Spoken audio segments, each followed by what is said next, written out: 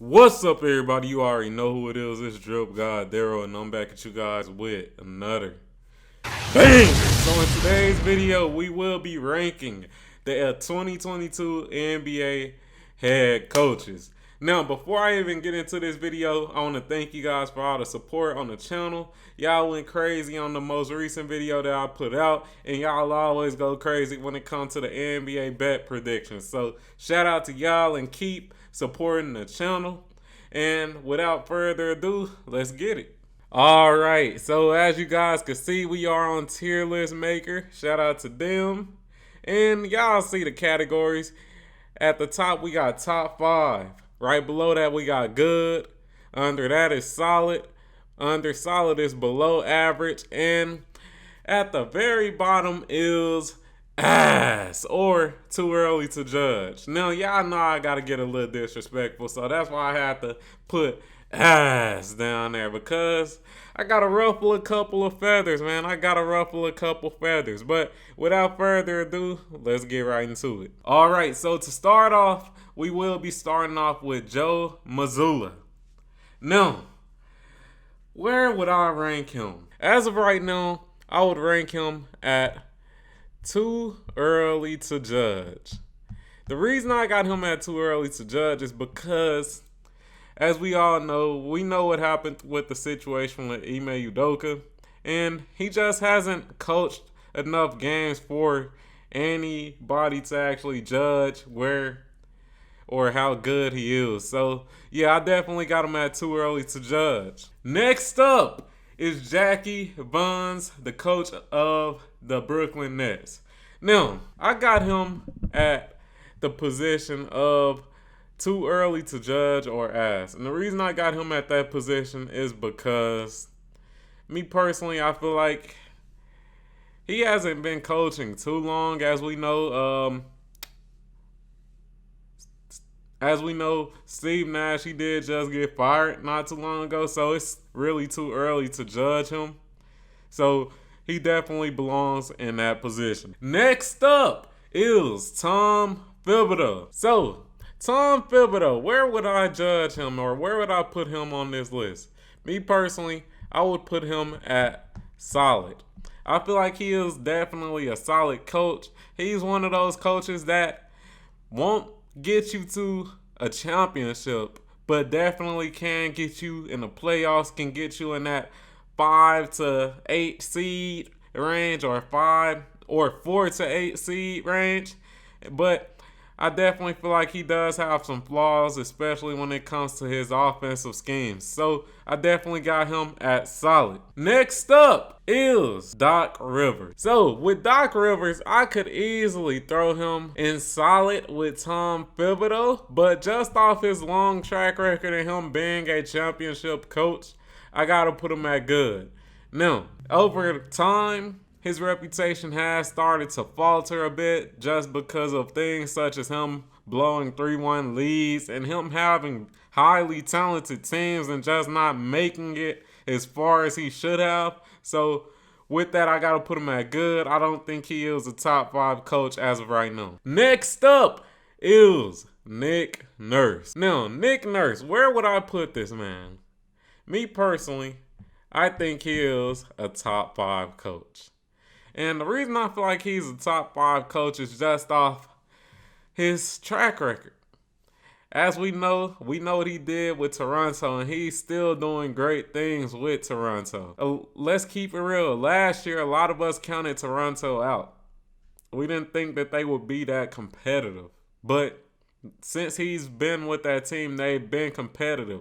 And another thing I do want to note is that we've seen what he can do when he really does have that top 5 player on his team. We've seen that he can get them to the championship. So I definitely got Nick Nurse as a top 5 coach. Next up is Billy Donovan.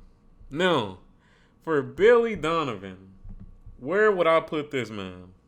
So Billy Donovan, I'm teetering on solid and below average, but I'm going to put him at solid. And the reason I'm going to put him at solid is because he definitely has had some decent runs when it comes to certain teams. He is the Chicago Bulls head coach, and last year they did pretty well under his coaching. They made it to the playoffs. Yeah, they didn't do too much in the playoffs, but they did make it to the playoffs. And like I said, he's similar to Tom Thibodeau. He's one of those coaches that can get you to around that 5th to 8th spot in the playoffs. But when it actually comes to playoff level coaching and things of that nature, he may not make the correct adjustments and things of that nature. And more than likely, you'll get knocked out of the playoffs with him as your coach. So I got him as solid. I think Tom Thibodeau is a better coach, but I definitely got Billy Donovan at solid. Next up is JB Bickerstaff. Now, JB Bickerstaff, he's a coach who I do want to see a little more sample size out of, but at the same time, we got to give him his flowers, man. He has done a great job with the Cleveland Cavaliers, and they are way ahead of schedule if you really think about it, man. They are a young team, and even with them being a young team, they are highly competitive, and they are definitely a dark horse when it comes to the Eastern Conference, man.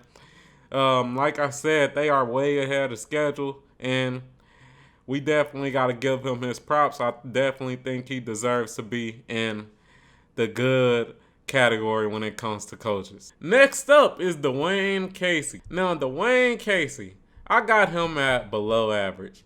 I'm just going to keep it real. I got him at below average. I feel like currently, especially with the Detroit Pistons, he is underachieving.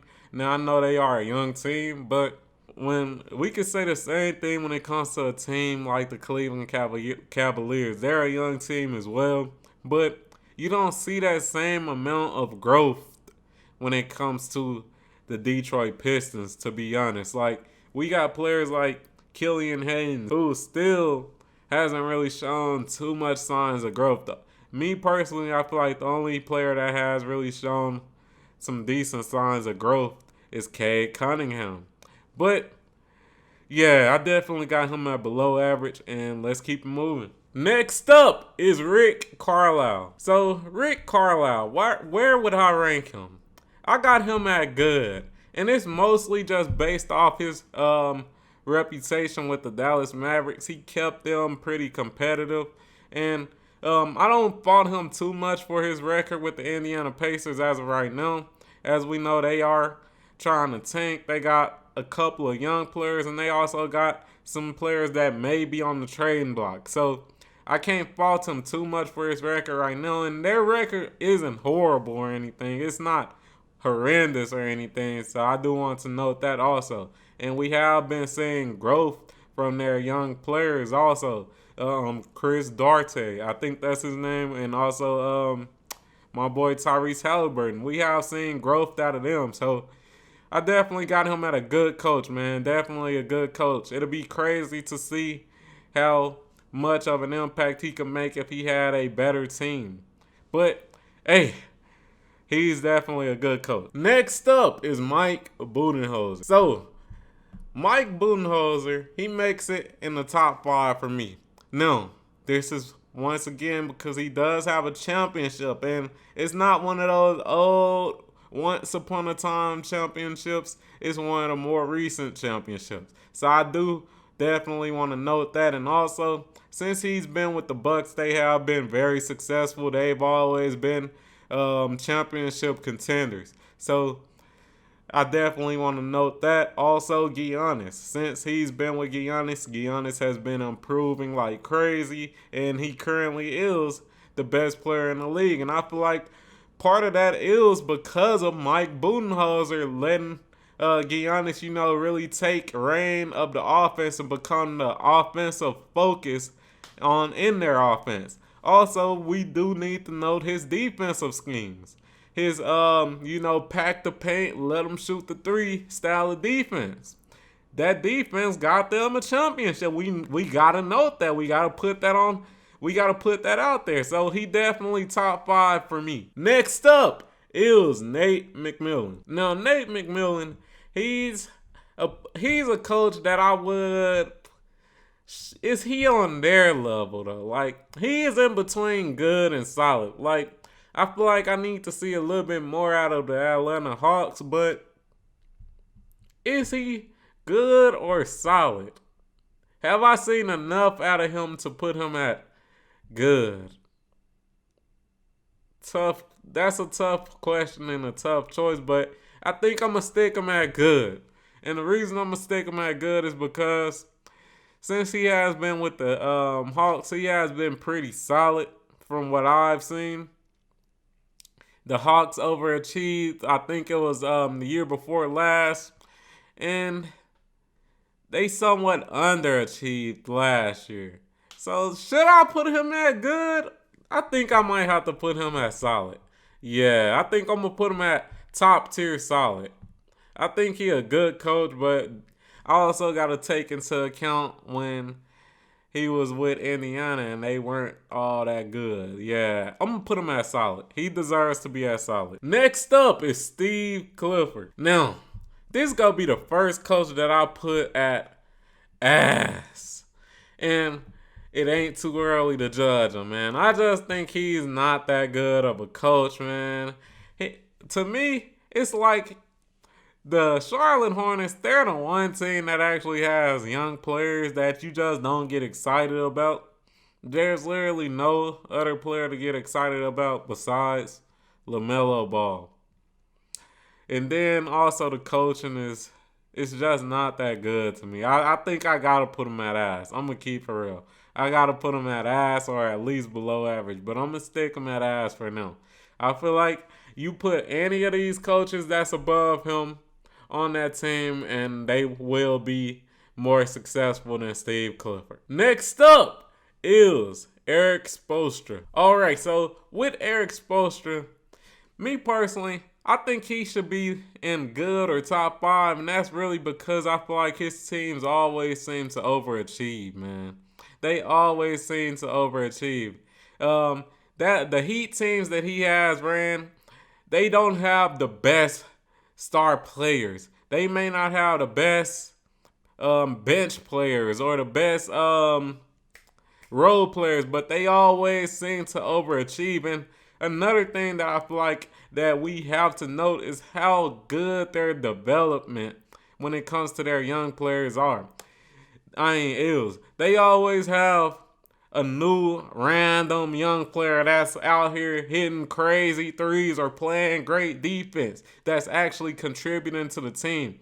And I definitely think that's part of his coaching, man. So I got to put him at either top 5 or good. We'll see once the list rounds out. But yeah, definitely a great coach. Definitely a great coach. The Heat, they always overachieve. They always end up, causing upsets and things of that nature. So, yeah, definitely a great coach. Next up is Jamal Mosley. Now, me personally, I'm going to put him at ass or too early to judge. I don't really know where I would rank him at the moment, man. I feel like it's too early to judge him. I'm going to give him some more time. Next up is Wes Unseld Jr. Now, me personally, I feel like it's too early to judge him. I got to see a little bit more out of him to rank him. So I'm going to put him at too early to judge. Next up is Mike Malone. Now, Mike Malone, I got him at a good coach, man. He definitely tends to overachieve, especially when it comes to the Denver Nuggets. As we all know, they're probably one of the most cursed teams when it comes to health,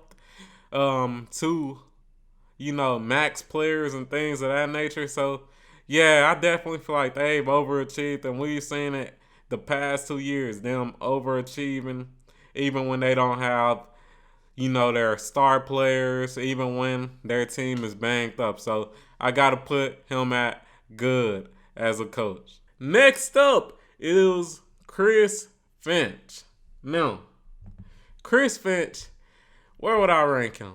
Would I have him at solid or would I have him at below average? That's a good question. Me personally, I think I might have him at below average. Now, I know a lot of people might not like this, but me personally, I feel like He has, for the past couple of years, I say the past 2 years, he has had one of the craziest not front courts, but one of the craziest starting lineups in the NBA when it just comes to pure talent, pure skill.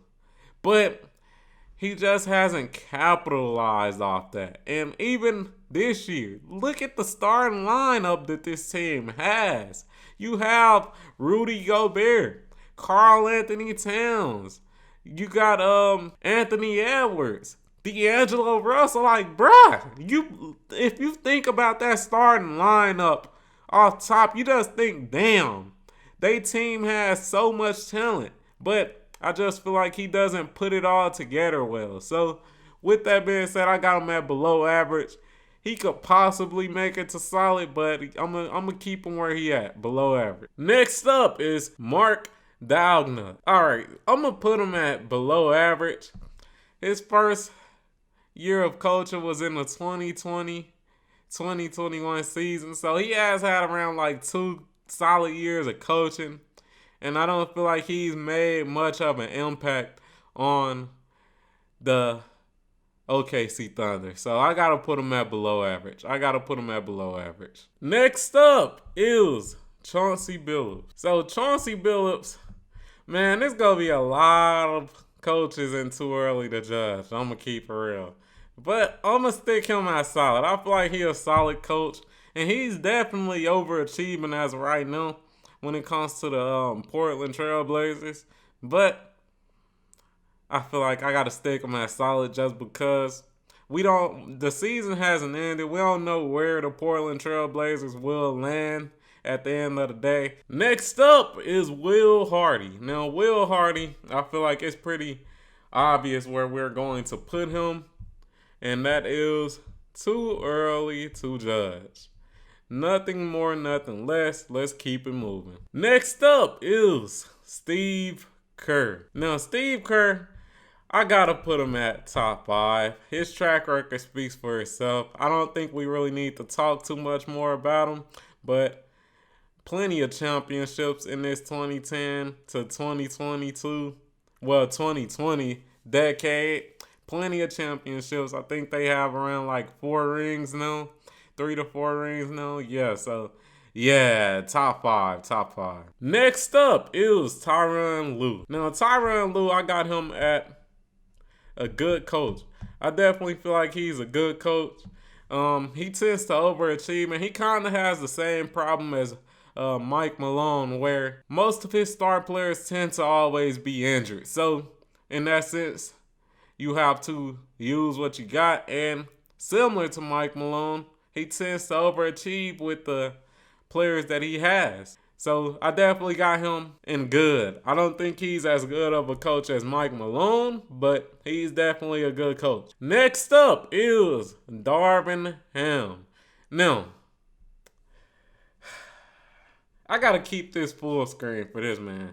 If y'all don't know, I'm a Lakers fan. And y'all about to see exactly where I'm about to put this man. At ass. And it ain't because it's too early to judge. I know this is his first year, but I gotta be very critical of this man. Because we were very critical of Frank Vogel. So I gotta be very critical of him. I gotta keep the same energy. Because a lot of y'all Lakers fans is not keeping the same energy. Frank Vogel had us at like the 9th seed last year.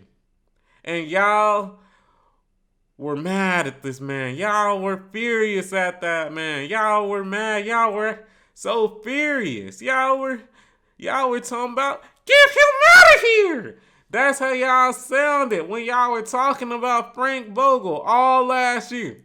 And then we get this new coach with a slightly better roster, and it's even worse.